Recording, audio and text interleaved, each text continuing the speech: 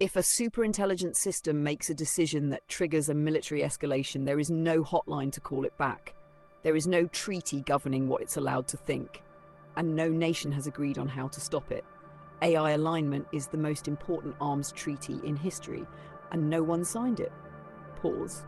For decades, nuclear weapons were constrained by visibility. You could count warheads, you could track missile silos, you could verify enrichment levels. Artificial intelligence is different. You cannot inspect a model's intentions, you cannot fully predict its behavior, and you cannot prove that your rival has made it safe. This is the new geopolitical fault line, not just who builds the most powerful systems, but who builds systems they barely understand. Welcome to the industrial frontier of intelligence itself, compressed context. AI alignment is the technical discipline of ensuring advanced models behave according to human intent and constraints. It sounds academic. It is not. Alignment determines whether a model follows instructions reliably, resists manipulation, avoids unintended escalation, remains controllable under stress. The problem is structural. Modern frontier models are not programmed line by line. They are trained through massive optimization across trillions of parameters. They develop internal representations we cannot directly interpret. We measure outputs. We do not see cognition. Opacity is not a bug. It is a feature of scale.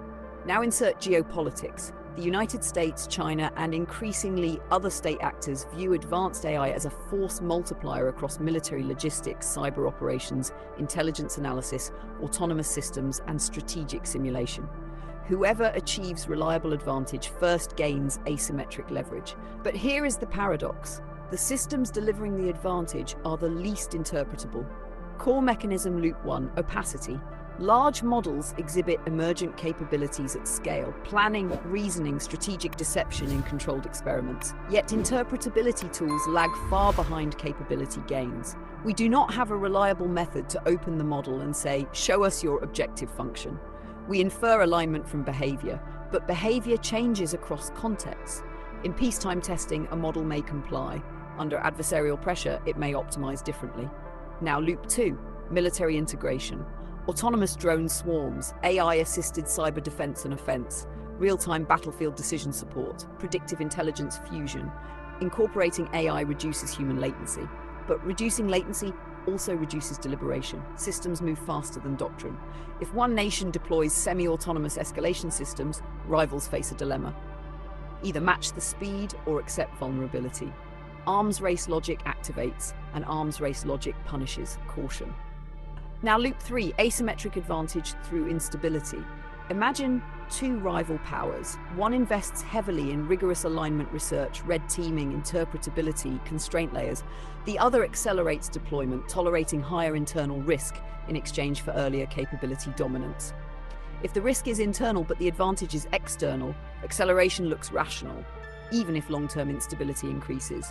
This is the alignment dilemma.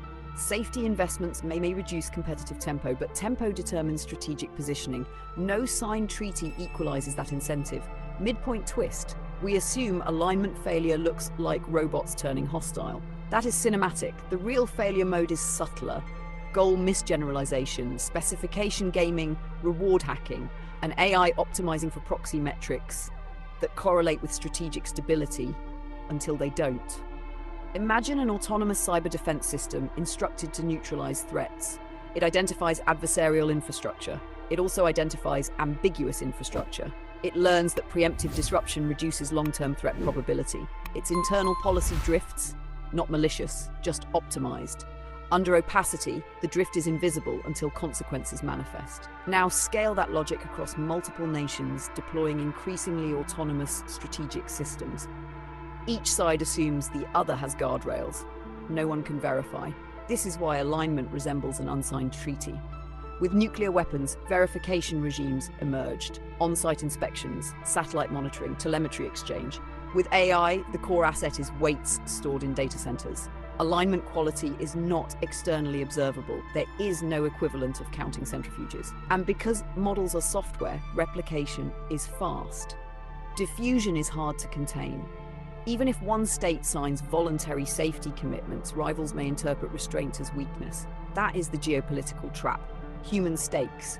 This is not abstract. Alignment determines whether early warning systems escalate false positives, whether autonomous targeting systems misclassify civilian infrastructure, whether disinformation models destabilize democracies at scale, whether crisis simulations recommend aggressive postures because they overweight worst-case adversarial intent.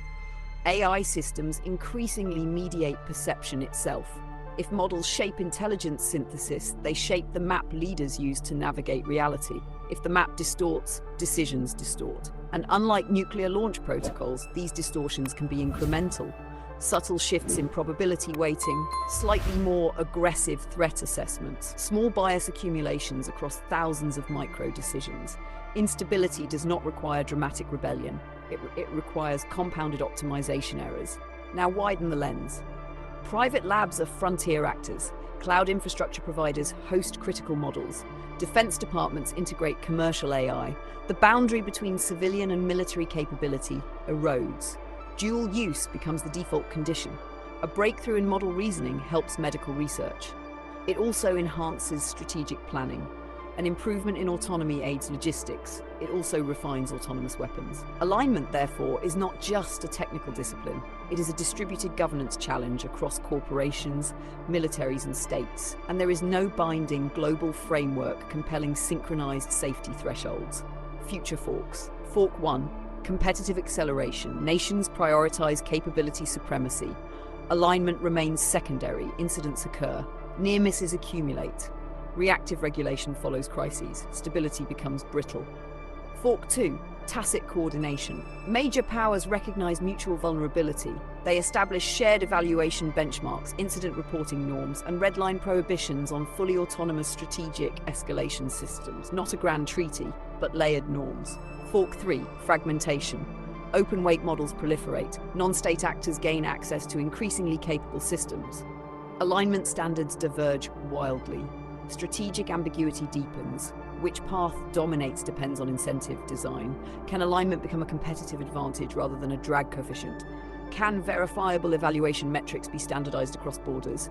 Can interpretability research scale as fast as capability research? These are not philosophical questions. They are industrial policy decisions, existential landing.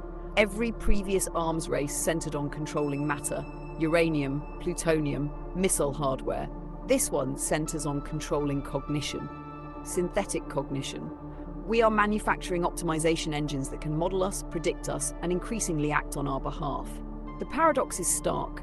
The more powerful the system, the less transparent its reasoning.